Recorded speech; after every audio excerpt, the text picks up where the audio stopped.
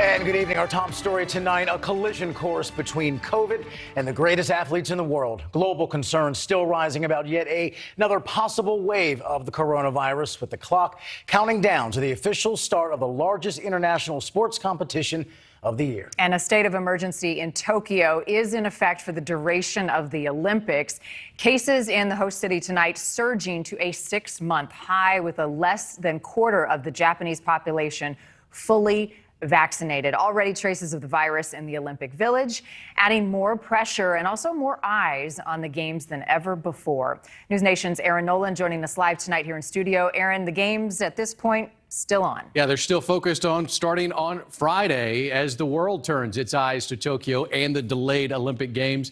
COVID concerns are not stopping in Japan. Since July 1st, 75 people connected to the Olympics have tested positive, according to the IOC. And today, 2 Olympians, including an American, had their dreams of gold stopped because of the virus.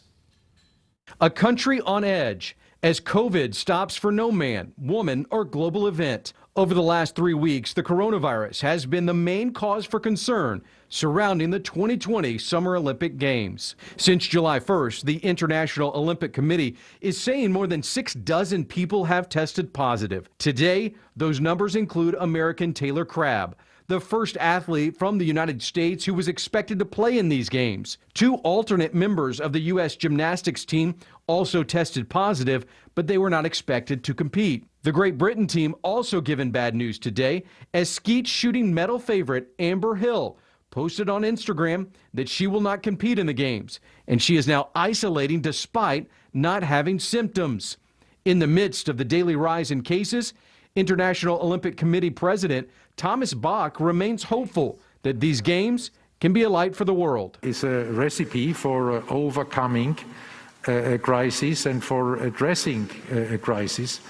So, then after the games, this message of hope, will transfer to a message of confidence.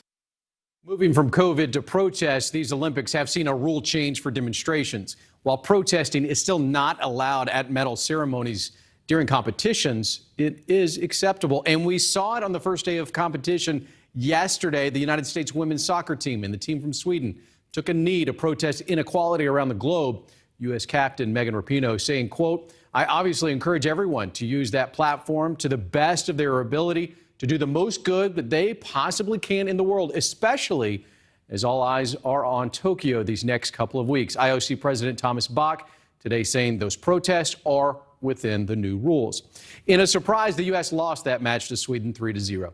And as we look forward to Friday's opening ceremony, we can tell you just about an hour ago, First Lady Jill Biden left Alaska heading to Japan. Rob, it goes without saying, Mrs. Biden will make this trip under strict COVID protocols, including some virtual meetings.